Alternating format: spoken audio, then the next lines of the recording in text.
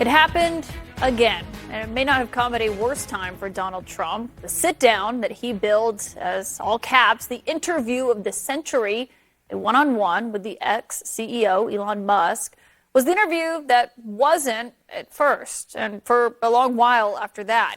It was supposed to begin exactly an hour ago at 8 p.m. Eastern, but would-be listeners tuned in to hear that interview between Elon Musk and Donald Trump and instead heard this on a loop.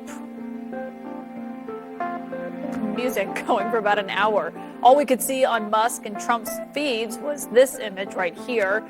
Musk is claiming it was a cyber attack, though I should note this has just now happened as we were coming on the air. We haven't seen any evidence of that.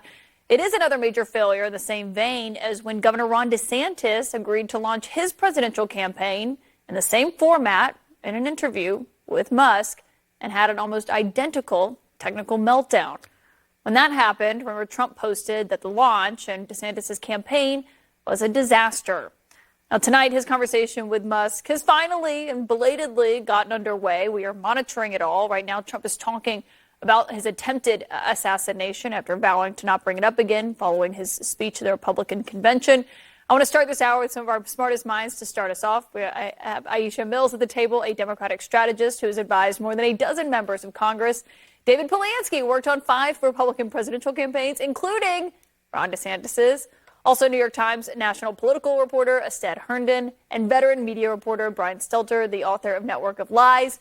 Brian, I mean, this was kind of a big moment, not just for Donald Trump, but also for Elon Musk. For sure. On Twitter, as I still call it. This is why I love good old-fashioned television. It just works, you know? Well, don't curse Everything us. actually works. This actually does show that streaming can struggle, especially when someone like Musk fired most of the technical staffers at the company formerly known as Twitter. He kind of had this coming. Musk says he had been testing the servers ahead of time, trying to make sure this would work. We'll find out later what actually went wrong here. But it is embarrassing for Trump because every day he's been attempting a reset lately to try to take on Harris. Yeah, and I mean, this is truly what he made fun of Ron DeSantis for, which, as you would know well, I mean, it's kind of perfectly timed that you're here.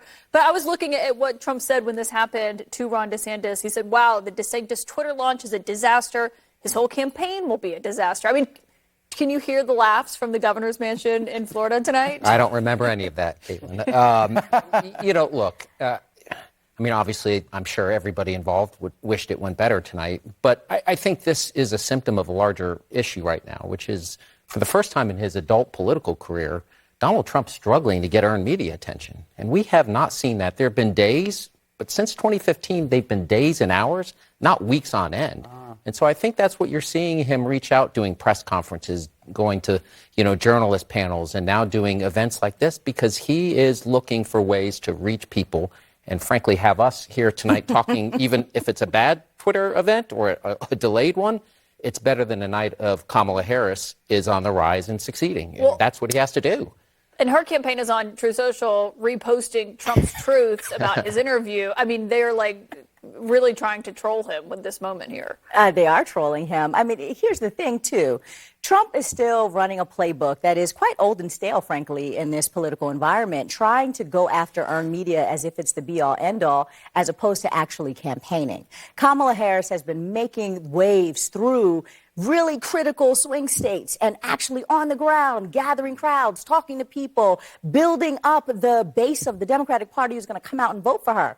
Donald Trump is sitting at Mar-a-Lago most of the time and sitting on X or Truth Social or wherever spouting nasties as opposed to going out and trying to reach people. And if he thinks that earned media is the only way to get votes, he's going to have a real reckoning because Kamala Harris is actually going to win through the culture and going directly to the people. Well, and I think when you look at what his strategy is, and instead I'm curious what you're hearing from sources. I mean, Trump was back on Twitter today. He has not been on Twitter since he was banned. Musk obviously bought the website, reinstated him. He posted his mugshot when he was indicted in Georgia last year. But until then, he had not been posting until today, really trying to hype this conversation and to take back the headlines. I think it's indicative of a campaign that continues to try to search these moments to flip the narrative. Donald Trump is returning to Twitter, not because that's the biggest audience in the world, but he knows media is there. He knows a lot of newsmakers and decision makers. It functions as a water cooler of sorts. And he wants to get his name back into the conversation. But to your point, The problem for Donald Trump is he's basically been chilling for a year or so, right? He hasn't been on the campaign trail in a big way. The legal problems kind of hid some of that. And most importantly, he had an opponent who was not doing much of that campaigning itself. The second that changed, this campaign has been exposed for one that does not have the kind of offensive ability that I think some people thought they did. I mean, I think we looked at a race for the last year and a half that was stale, and it kind of presented Donald Trump as maybe a more imposing political figure than he was. But he continues to be at the same vote share he was a month ago, even before the RNC, even before the assassination attempts. That's indicative of a campaign that has reached a ceiling of voters and needs to try new things to win people over. And so far, it's not that they're not trying it, it's that it's not working.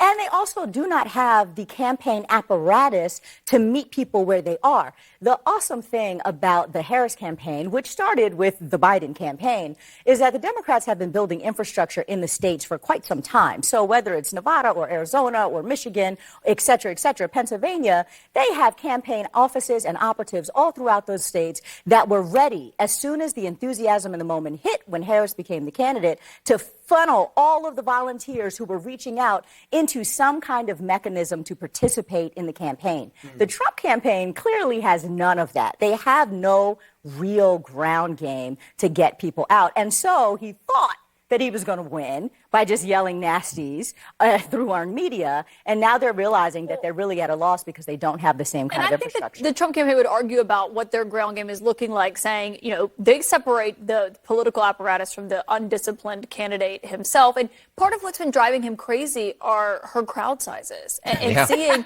someone else getting crowd sizes that he used to see, to where now he's not only lying about his own crowd sizes, he's saying that hers are AI generated. And I think he does this when he's feeling the most vulnerable, the most insecure. I went back a piece for the Atlantic today about all the times that he's talked about crowd size since the inauguration. And it's not just that he promotes his own crowd size, he also minimizes others. Right? When Black Lives Matter protesters were in Washington, he pretended like there was a small crowd when it was a big crowd. When when his supporters were not showing up to his hush money trial, he pretended like it was impossible to get into the courtroom area to get it onto the courthouse, when in fact it was very easy to attend. He's always doing this when he feels insecure. And I think, to his defense, he has multiple reasons to be rattled right now.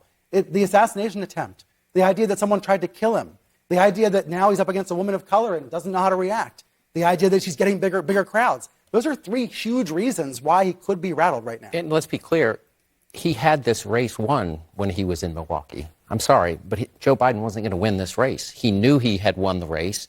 And what a shift just days later. That's a fundamental psychological shift, a political shift, and frankly, a narrative shift. Right. And that's psychologically huge reasons to be rattled compared to a few weeks ago. Well, and if you're advising his campaign, what would you say to him tonight? Look, I mean, at the end of the day, this is always going to be a close race unless Joe Biden was their nominee.